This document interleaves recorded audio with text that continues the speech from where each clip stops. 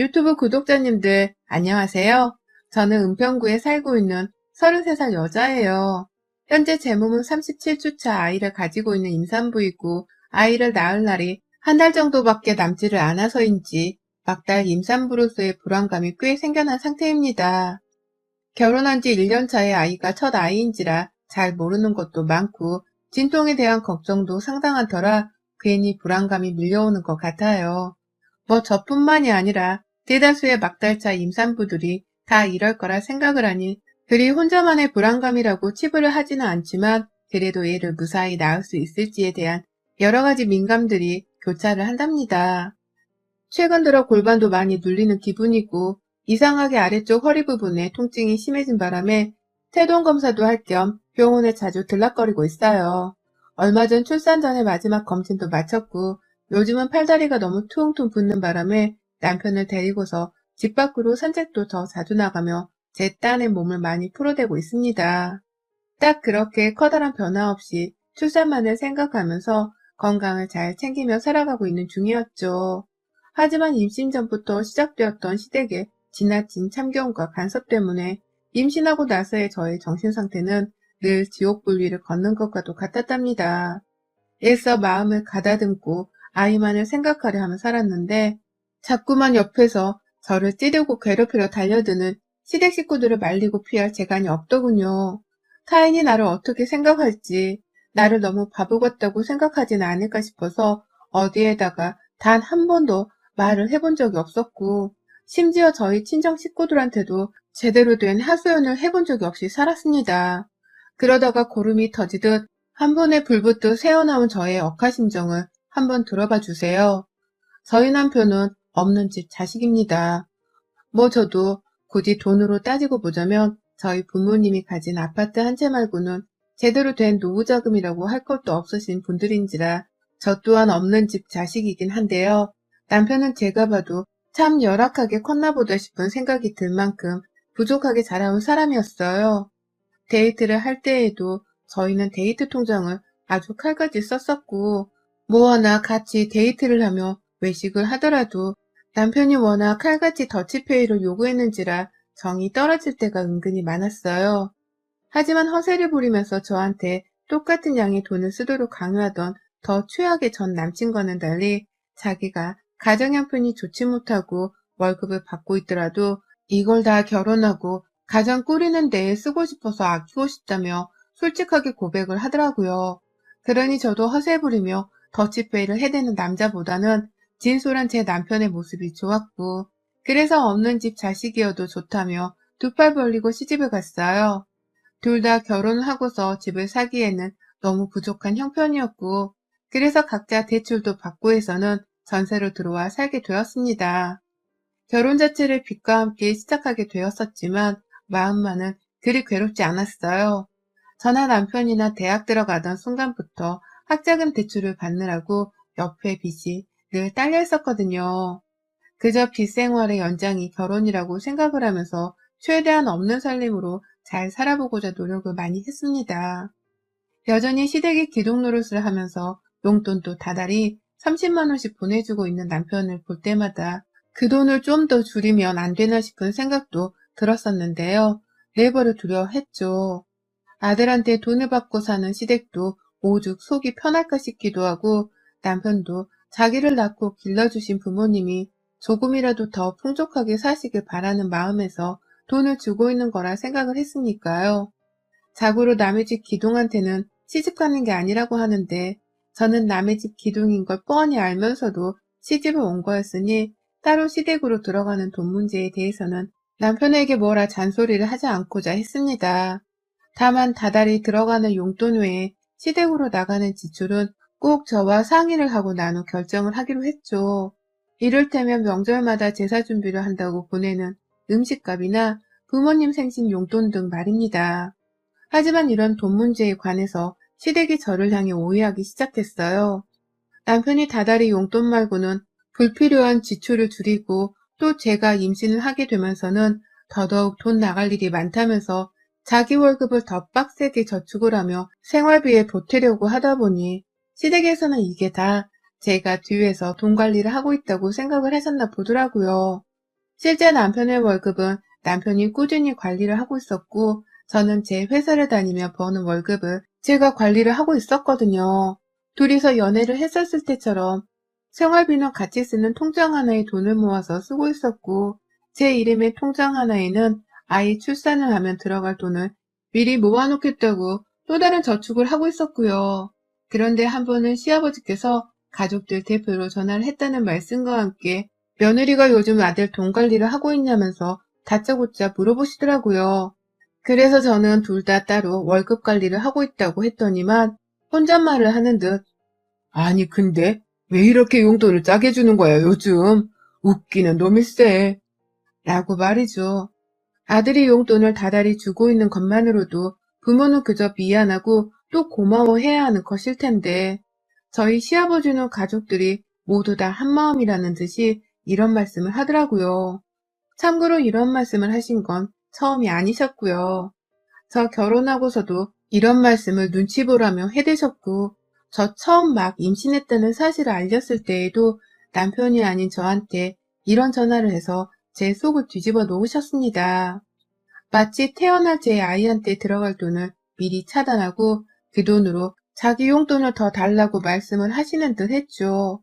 그러니 저로는 그런 아버님이 편치 못했어요. 어쩔 땐 시어머니가 전화를 해오기도 하셨고, 제겐 두 분 모두 다 정말 돈독이 올라도 한참 오른 사람들 같았습니다. 그래서 하루는 돈 버는 게 쉽지 않으니까요. 저희가 곧 애기도 태어나고요. 라면서 대답을 했었어요. 그저 아들네 부부가 사는 곳도 그리 넉넉하거나 여유롭지 않으니 조금은 이해를 해주시길 바라는 마음으로 말입니다. 하지만 아버님이 그러더라고요. 네 월급에 내 아들 월급이면 충분히 벌어먹고도 남을 돈인데 뭔 돈 버는 게 쉽지 않다는 소리를 하냐? 나 때는 말이야. 자식 하나 놓고 건사하겠다고 뼈 빠지게 벌어다가 네 남편도 다 먹여 키웠다. 네 시누이 둘도 내가 그렇게 벌어 먹여 키웠고 부모한테 고마운 줄을 알아야지 자식이. 라고 말입니다. 어린 자녀를 부모가 돌보고 키우는 것은 당연한 건데 어째 이리도 자식을 마치 노후연금으로 생각하는 것 마냥 말씀하나 싶더군요. 당연히 키웠어야 했기에 돈 벌어서 남편을 키우셨겠죠. 그 점에 대해서는 저나 남편도 충분히 감사하게 생각하고 있었습니다. 하지만 그렇다고 해서 요즘 세상이 옛날처럼 집값이 1억이 안 되는 세상도 아니고 5만 군데의 아파트들은 죄다 10억을 웃돌고 있는 최악의 상황인데 가난한 저희 부부에게 자신들이 애를 키웠던 것처럼 똑같이 하라고 강요를 하시는 건 너무 이기적이다 싶었습니다. 자식도 아니고 부모님께 의무적으로 용돈을 넉넉히 주라고 하는 말을 너무 당당히 하시는 것도 저로서는 참 뻔뻔스럽게 보였고요. 결국 저는 시아버지 앞에서 제대로 된 말 한 번을 하지를 못한 채 그 승질에 입을 꾹 다물고서는 죄송하단 말을 하곤 전화를 끊었고요. 그날 남편에게 참 당신도 힘들겠다면서 슬쩍 위로의 말을 꺼냈는데요. 제 남편이 눈물을 보이더라고요. 자기가 대학 들어갔을 때부터 참 지독하게 알바비를 뜯어가시더니만 직장 다니면서는 무슨 돈을 맡겨놓은 사람인 마냥 그렇게 용돈을 받아가신다고 말이죠. 자기도 부모님이니 효도를 하는 것에 있어서 당연하다 생각을 하며 용돈을 보내드렸는데 생신 때나 어버이날에는 무슨 100만 원을 옆집 애 이름 마냥 부르며 요구를 해서 힘든 적이 많았다고 하더라고요. 저로서는 시부모님이 용돈으로 100만 원씩이나 타가신 적이 있는 줄은 감히 생각도 못했었는지라 꽤나 충격이었습니다. 이게 누군가에게는 정말 껌값이라면서 그냥 충분히 주고도 남을 돈일 수 있겠지만 저나 남편에게는 우리 형편에 정말 큰 돈이었거든요. 그걸 다른 것도 아닌 부모님 용돈으로 드린다는 게 결코 쉽지도 않은 일이었고요. 저희도 돈 많이 벌어서 부모님께 용돈을 펑펑 드리며 살고 싶었으나 그러지 못하는 마음이 충분히 괴롭고 힘들었네요.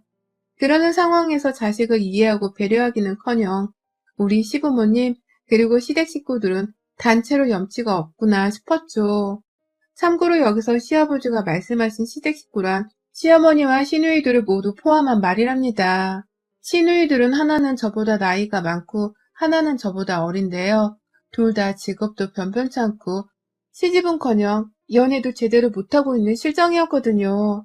다들 시댁에 얹혀 살고 있었는지라 시부모님께서 돈 쓸 일이 많으셨나 본데 그 돈을 시누이들한테서 더 받으려고 하지를 않고 착한 제 남편에게서 받으려고 하는 게 늘 저도 불만이었습니다. 더군다나 제가 임신을 한 후에도 계속해서 용돈 문제로 이런 일이 반복되니 속이 상할 수밖에 없었어요.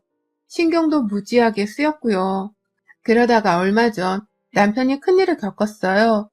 회사 차량으로 이동을 하다가 사고를 낸 바람에 비보험 처리로 해결을 하느라 큰 돈을 썼답니다. 하필 재수가 없게 외제차에 부딪힌 바람에 정말 어마무시한 돈이 합의금으로 나갈 뻔했는데 그마저도 차주분께서 정말 배려를 많이 해주신 덕분에 겨우겨우 값을 조정해선 지불을 했어요. 그래봤자 저희는 1,000만 원이라는 엄청난 거금을 지불해야 했지만요. 결국 그 돈 지불하겠다고 저희는 아이 태어나면 쓰려고 저축하고 있던 통장을 털었고요. 남편은 남편대로 한동안 엄청 힘들어 했습니다. 무슨 외제차 한번 스친 걸로 돈 1,000만 원이 빠져나가냐면서 이놈의 세상이 너무 힘들다고 하소연도 하고 월급쟁이 인생을 빨리 탈피하게 굴렀다며 지긋지긋하다고 술을 들이붓기도 했어요. 임신한 저 생각해서 혼자 막 마시진 않았지만 제 눈치를 보는 듯한 남편이 너무 불쌍하고 안 돼 보이더라고요. 그러니 저도 더 이상 그 일에 대해서 언급을 하지 않으려 했고 남편에게도 우리가 좀 더 열심히 모아서 노력하며 살자고 많은 부분을 북돋아 주려 했습니다. 어차피 그렇게 살고자 흑수저끼리 용기 내서 결혼을 한 거였으니까요. 하지만 남편은 달랐던 것 같아요. 훈훈하게 서로 배려하고 끝내려 한 저와는 달리 남편은 자기가 무언가 대단한 결심을 해야만 이 상황을 어떻게든 더 빨리 벗어날 수 있겠다고 생각을 한 모양이더라고요. 저한테 상의도 없이 시댁에 들어가는 용돈을 줄여버린 것입니다. 다달이 30만 원씩 시댁으로 보내고 있던 그 돈을 줄여야겠다면서 용돈을 20만 원으로 낮췄더라고요. 10만 원씩 12개월을 모으면 120만 원이고 그 돈으로 얘 기저귀 하나를 더 사고도 남겠다며 말이죠. 저야 뭐 우리가 벌어서 우리 가정에 쓰는 돈이 더 많아진다면 좋은 것이었지만 과연 시부모님이 가만 계실까 싶더군요. 평상시 30만 원의 추가 용돈이 없는 걸로도 불만을 가지시던 분들이었는데 과연 10만 원이 줄어든 이 상황을 잘 견뎌하실까 싶어 굉장히 노심초사했어요. 그리고 아니나 다를까 저는 만삭이 되는 때까지도 시부모님으로부터의 전화에 시달리면서 왜 용돈이 이렇게 줄어든 거냐는 원망의 목소리에 시달려야 했답니다. 시부모님에 이어서 직업을 가지고선 최저임금이라도 받고 살고 있는 시누이들까지 정말 넷이서 돌아가며 저한테 용돈이 왜 이 모양이냐고 따져묻는 바람에 저는 아이태교를 도무지 제대로 할 수가 없었어요. 뱃속 아이에게는 엄마의 심리 안정이 가장 중요한 환경이라고 하던데 사방팔방으로 돈 얘기에 눈깔이 뒤집힌 채로 달려들려고만 하는 시댁 식구들 때문에 제가 제정신일 리가 없었어요. 남들은 요즘 백신 걱정에 코로나 걱정을 하며 산다던데 저는 오늘은 시댁에서 또 전화가 오지 않을까 하는 걱정으로 내내 불안해하며 지냈습니다. 만삭 임산부가 마음고생으로 살이 찔 생각도 못한 채 야이어가니 남편이랑 친정에서도 걱정이 많았고요. 남편은 이게 다 자기 때문이라면서 늘 저를 대신해서 시댁에 전화를 했거든요. 더 이상 며느리한테 돈 문제로 신경 쓰게 하지 말라면서 말이죠. 용돈은 자기가 재량껏 주는 건데 왜 그걸 며느리한테 따져묻고 있냐는 소리를 해대면서 말입니다. 그런데도 불구하고 시댁에서는 달라질 기미가 보이지 않았어요. 부부니까 며느리한테도 할 수 있는 소리가 아니냐면서 오히려 적반하장으로 굴었고요. 급기야 작년 결혼하고서 이 집에 전세를 내고 들어갔을 때에도 하지 않았던 집들이를 이제 해달라면서 넷이서 쌍으로 연락을 해왔어요. 왜 그 집에 들어가서는 시댁 식구들을 한 번도 부를 생각을 안 하냐고 혼을 내면서 말입니다. 제가 며느리 역할을 잘못하고 있다고도 하고 그렇게 행동하면 안 된다면서 앞으로는 자주 집으로 시부모님도 부르고 시누이들한테 안부 인사도 하면서 며느리 역할에 최선을 다하라고 하는데 순간 눈물이 나오겠더라고요. 너무 기가 차서 말입니다. 쥐뿔도 해준 것 없이 얻어먹고 받기만 하던 시댁 식구들인데 내가 단지 며느리라는 이유만으로 내 역할에 충실하고 베풀고 살아야 하나 싶었어요. 그러니 처음엔 배가 만삭인데 어떻게 식구들을 다 초대해서 집들이를 하냐면서 애를 낳고 나서 몸을 다 풀고 나면 그때 꼭 집들이를 하겠다면서 시부모님을 말리려고 했죠. 시누이들한테도 그나마 나이대가 비슷한 여자들이니까 지금 제 사정을 설명하면서 당장의 집들이는 너무 힘들다고 솔직하게 말을 했고요. 하지만 이런 제 말은 시댁 식구들에게 씨알도 안 먹혔습니다. 명절에도 혹여나 싶어서 시댁을 찾지 않았었고 다만 죄송하다고 연락을 드리면서 제가 따로 제사 준비를 위한 용돈을 남편이랑 보태서 같이 드렸거든요. 용돈에 제사 비용까지 조금 더 보탠 돈 40만 원을 말입니다. 그게 결코 작은 돈도 아니었고 저로서는 제 친정에도 그렇게 퍼다주지 않고 있었는지라 분명 큰 돈이고 신경을 많이 쓴 돈이었어요. 그런데 저희 시부모님 명절 끝나고 평일이던 지난주 금요일에 다짜고짜 저희 집으로 들이닥치셨네요. 네 집에서 마스크도 덜 쓴 채로 저희 집 현관 앞에 우르르 몰려와서는 짜잔! 하면서 놀래킨다고 소리를 치는데 저 진짜 심장이 떨어지고 뭐고 놀란 건 둘째치고 남의 집 앞에서 이 무슨 소란을 갑작스런 방문이냐면서 목구멍까지 화가 나와서는 혼났습니다. 첫째 신우는 어차피 둘이서 퇴근하고 밥 먹을 거 아니야? 집들이 한다고 생각하고서 어디 한번 밥상 좀 내와봐. 어디 우리 집 며느리가 차려주는 상차림 좀 한번 받아보자. 라고 하면서 말해줘. 다음날 주말이니까 여기서 자고 가도 되냐면서 아예 짐가방까지 푸는 막내 시누이를 보니 이것들이 작정을 하고서 나를 괴롭히려고 우리 집에 찾아왔다는 것을 알겠더라고요. 그러니 더 분해 죽겠고 남편은 남편대로 임신한 며느리 집에 이게 무슨 망신스러운 짓이냐면서 막 내보내려 하고 있었고 말이죠. 하지만 소용없었어요. 시부모님은 그런 명절에 나타나지도 않고 돈만 딸랑 보내는 니들을 우리가 가만 내버려 둘 줄 알았어? 밥이나 차려 내보라니까. 니들 작년에 코로나 핑계 대면서 집들이도 안 했잖아. 그거 그냥 지금 하라고. 니들 저녁 먹는데 반찬 몇 개만 더 얹으면 되겠구만. 뭐 힘든 부탁한다고 이렇게 정색들이야? 라면서 오히려 더 뻔뻔스럽게 저희 집 거실에 앉으셨고 시누이들은 지들끼리 우리 집 구경을 하겠다면서 저희 안방까지 헤집고 들어가더라고요. 냉장고까지 열어보면서 이거 좀 구워내면 되겠네. 니네 집 주변에는 뭐 배달 맛집 없냐? 라고 하며 차려낼 음식이 없으면 차라리 배달 음식도 괜찮다며 핸드폰을 켜라고 명령을 했고요. 그냥 하나부터 열까지 다 하나하나 마음에 안 드는 것은 물론이고 이 상황 자체가 저에게는 너무 스트레스가 쌓이고 또 불편했는지라 속에서 내장이 뒤틀리는 기분을 느꼈어요. 가뜩이나 평소에 시댁 식구들한테 번갈아가며 용돈 문제로 시달리고 있었는데 내게 스트레스를 주던 그 인간들이 내 코앞에 와서는 또 인정사정 할 것 없이 나를 괴롭히고 있다고 생각을 하니 미치겠더라고요. 속이 뒤틀리고 배도 살살 아파오고 뭐가 뭔지 도대체 모르겠는데 머리는 새하얘지고 그렇게 저는 눈을 질끈 감은 채 듣기 싫어 죽겠는 시댁 식구 넷의 목소리를 번갈아 듣다가 비명을 내질렀어요. 제가 하혈을 했거든요. 저도 임신이 처음인데 갑작스런 하혈에 겁이 덜컥 나서는 남편 이름도 제대로 부르지 못한 채 살려달라고 막 비명을 질렀고요. 그러니 남편은 더 새파랗게 질린 채로 119에 전화를 했다가 직접 데리고 병원을 가겠다며 저를 데리고 집을 나섰다가 결국 남편도 어쩌냐면서 막 울음을 터뜨리더니 결국 119가 먼저 도착을 해서는 그대로 응급실에 실려갔어요. 저는 병원에 도착한 것까지 기억을 하고선 그 후 이제 살 수 있겠다 싶었는지 정신을 잃었고요.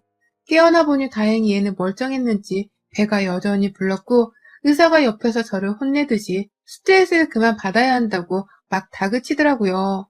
막달에 큰일 날 뻔했다고 하면서 말입니다. 다행히 빠른 시간 내에 병원을 와서 아이 생명도 무사하고 다들 건강하니 되었다며 몸조리를 이제라도 무조건 신경 써서 하라고 하시는데 저는 그 말을 듣자마자 시댁 식구들이 너무 원망스러워서 남편을 붙잡고 막 울었어요. 내가 왜 니네 가족들 때문에까지 이럴 뻔했냐고. 니네 가족들은 정말 왜 그런데? 나는 왜 가만히 못 내버려 둬서 단체로 지랄들이냐고. 라면서 병원에서 난 부끄러운 줄도 모르고 막 소리를 질렀고 괜히 그러다가 의사가 또 진정해야 한다고 해서 막 화를 집어삼키면서 겨우 진정을 했어요. 그러고는 혼자 남편이 준 이어폰 끼고서 막 좋아하는 노래를 들어가며 최대한 기분을 진정시키려 했고요. 정말 제정신이 아니었습니다. 겨우 그렇게 몸을 진정시키고 나서야 주말 내내 제 몸 상태 경과를 지켜보고 난 후 겨우 퇴원을 했어요. 이러면 조상기가 있을 수 있고 또다시 하일이 생길 경우엔 그때 바로 출산까지 쭉 입원을 해야 할지도 모르니 최대한 주의하라는 의사의 당부를 들은 채로 말입니다. 집으로 가는 내내도 얼마나 시댁 식구들이 원망스럽던지요. 그런데 집으로 들어가 보니 시댁 식구들이 그대로 저희 집에 있대요. 이것들이 단체로 제가 입원한 주말 내내 우리 집에서 호강을 하며 쉬고 있었던 겁니다. 지들 때문에 하혈을 해서 병원에 입원을 했을 때에도 전화 한 통 하지를 않던 년놈들이 제가 퇴원을 할 때까지 간땡이가 부었어는 제 집안에 정말 미친 것들이더라고요. 단체로 약이라도 빨았나 싶었을 정도였다니까요. 제가 퇴원을 하면서 저희 친정 부모님이랑 오빠가 다 같이 병원에 찾아와서는 남편이랑 같이 데리고서 집에 와주셨거든요. 무슨 일이 있었는지에 대해서 자세히 물어보지도 않으신 채 그저 저를 스트레스로부터 해방시키는 것이 무조건 우선이라면서 서로 농담을 잘 주고받으면서 최대한 웃으며 집에 도착을 했습니다. 그런데 집구석에서 시댁 식구들이 그대로 있으니 가장 먼저 저희 부모님이 폭발을 하셨어요. 설마 시댁 식구들 때문에 너 응급실 실려갔었던 거야? 라면서 엄마가 저한테 확인을 하겠다며 먼저 물으셨고, 그래서 제가 갑자기 집들이 하라면서 와가지고 라며 저도 기가 막혀 말이 안 나오는 바람에 에라 모르겠다 하는 마음으로 친정 부모님께 솔직하게 말씀을 드렸어요. 그러자 저희 엄마 현관에서 시댁 식구들 신발을 들고선 너 뭐하고 서 있어? 저것들 당장 안 쫓아내? 라며 시댁 식구들을 향해 던져대셨고 그 와중에 제 남편에게 빨리 식구들을 쫓아내라면서 아주 발광을 하셨습니다. 너무 순식간에 딴 사람으로 변해버린 듯 욕을 퍼붓는 바람에 뒤에 있던 아빠랑 오빠까지 나서서는 남편의 등을 밀어버리는 듯 집 안으로 들어가게 했고요. 그 바람에 남편은 신발을 신은 채로 집에 들어가서는 자기 부모님과 누나들한테 정신 나간 짓 좀 그만하라고. 지금까지 우리 집에 있으면 어떡해? 내가 가라고 했잖아. 라면서 막 집 밖으로 끌어당겼어요. 저는 저대로 배를 움켜쥐고서는 화를 가라앉히겠다며 억지로 머릿속에서 애국가를 부르고 있었고 남편은 저 또 화해할까봐 발등에 불이 떨어진 마냥 시누이들부터 발로 차대며 쫓아내는데 시누이들은 진짜로 저희 남편한테 발로 까이고서는 아프다고 소리를 지르며 쫓겨났습니다. 시부모님도 저희 부모님이 나서서 죽이네 살리네 하며 달려드니 겁에 질려서는 며느리가 걱정되어서 기다린 거예요. 라고 변명을 하다가 결국 미친 년놈들 소리를 들어가면서 쫓겨났어요. 이런 말이 좀 부끄럽지만 저희 시어머니는 저희 엄마한테 싸다고도 맞으셨고 그 상태로 자기 뺨을 부여잡고 있다가 제 남편 손에 질질 끌려 나가셨습니다. 아휴, 그러니 저는 다행히 속이 시원하다며 애국가를 부르다 말았고 나가는 시부모님 얼굴을 확인하고선 문 닫아! 라며 남편에게 마지막 한 방의 소리를 질렀네요. 그러니 제 남편은 망나니 시댁 식구들을 둔 죄밖에 없는데도 시댁 식구들과 함께 집에서 쫓겨난 꼴이 되어버렸어요.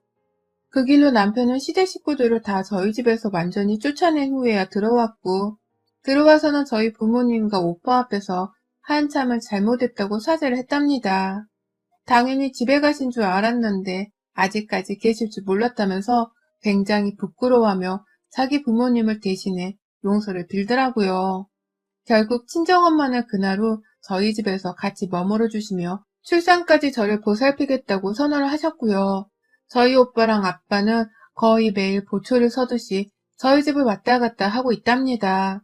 남편은 그 후에도 저희 엄마 앞에서 시댁에 전화를 해서는 용돈도 완전히 끊어버리겠다는 초강수를 두며 며느리한테 다시는 아는 척도 하지 말라며 경고를 날렸고 그 바람에 시댁 식구들은 벌벌 기면서 마지막으로 문자 남겨. 우리가 저번에 정말 미안했어. 다시는 연락을 안 할게. 제발 한 번만 용서해줘. 라며 연락을 해왔네요.